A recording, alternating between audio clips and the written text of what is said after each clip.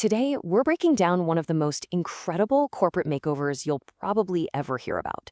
It's the story of Luminar Media Group, a company that had to shed a really confusing identity, deal with a ticking time bomb of debt, and basically rise from the ashes as something completely new.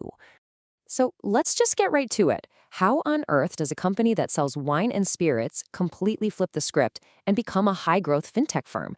I mean, it sounds pretty wild, right? But the way they pulled it off is a masterclass in corporate strategy. To really get the genius of the transformation, you first have to understand the problem. And for Luminar, the problem was, well, a pretty massive identity crisis. Just look at this timeline. It tells you everything you need to know about how confusing this company's journey was.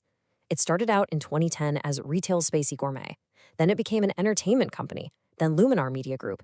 And get this, as recently as 2023, it was still buying up wine and spirits businesses. This was not a focused company. It was more like a collection of random ideas. And that messy history created a huge financial headache. Okay, so at the heart of this big headache were these things called convertible notes. Now, all that means is it's a type of short-term loan that can be turned into company stock later on. But here's the really dangerous part. The conversion price on these old notes was ridiculously low.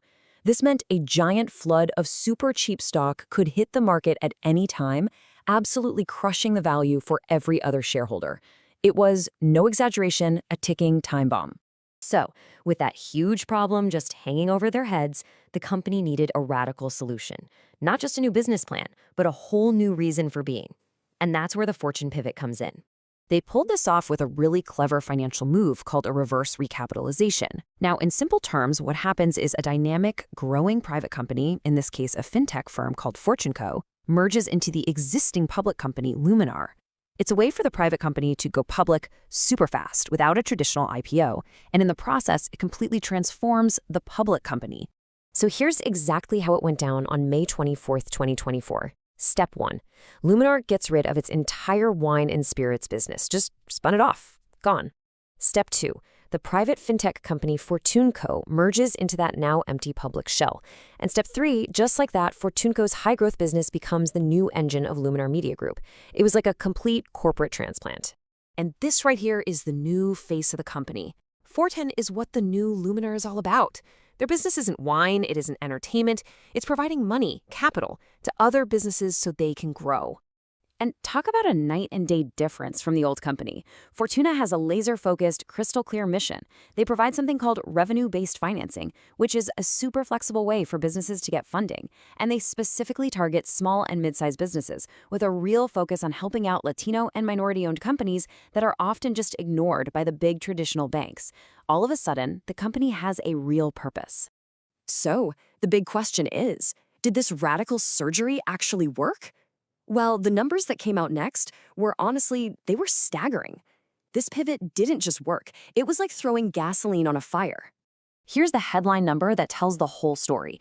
In 2025, which was its first full year as a fintech company, they facilitated $12.3 million in gross funding volume. To go from basically zero to that kind of number proves their new model is something people really, really need. And this chart just puts that growth into perspective. You can see in 2024, the volume was sitting around 3.2 million. In 2025, it skyrocketed to 12.3 million. That's more than a 280% jump year over year. That's not just growth, my friends. That is an explosion. And you know, this wasn't some one-time fluke.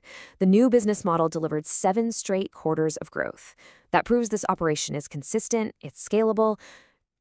But the transformation wasn't quite complete. There was one last piece of old business they had to clean up. Remember that ticking time bomb of legacy debt we talked about? Well, the new management team had to defuse it if they were going to truly secure the company's future and, protect their new shareholders. So here, you can see the huge difference between the nightmare scenario and what they actually pulled off.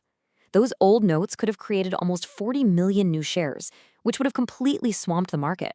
But after some tough negotiations, the company settled the whole thing by issuing just under 8 million shares instead. A huge difference. This single number shows you just how massive that deal was.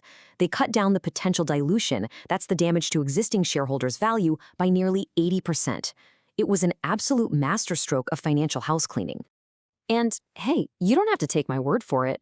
The company's CEO, Yoel Damas, said it perfectly. He said this move removed a legacy overhang, slashed the potential dilution, and just simplified everything. It was the final move to slam the door shut on the old, unfocused Luminar and build a rock-solid foundation for the new one. So with a proven, high-growth business model and a totally clean financial slate, the company could finally stop looking in the rearview mirror and start building for the future. And here's the roadmap for that future. First up, a 10-for-1 reverse stock split. This is a move to bundle shares together and boost the stock price into a range that's way more attractive to big-time institutional investors. Then, the big goal is to uplist from the OTC market to a major national exchange like the NASDAQ, which brings a ton more visibility and credibility. And finally, they're gearing up for what's assumed to be a $10 million public offering to just pour jet fuel on their growth. And this right here. This is what you call a massive vote of confidence. While new investors in that public offering are expected to pay about $5 a share, the company's key long-term partners are converting their existing debt into stock at just $2.50 a share. That's a 50% discount. It's a huge signal that they believe deeply in the long-term vision. They're basically doubling down on their investment. And this all fits into a really clear 3-year strategy. The plan is to use that new capital from the offering to keep their incredible profit growth going, expand their reach, and maybe even start looking to buy other companies to speed up their journey even more. So it all brings us back to the beginning. This company has gone from a confusing mess of spices and wine to a focused, record-breaking fintech platform. They've cleaned up all the ghosts of the past, and they've laid out a super clear path for the future. The only question left is, have they built the foundation to become a true leader in the fintech space?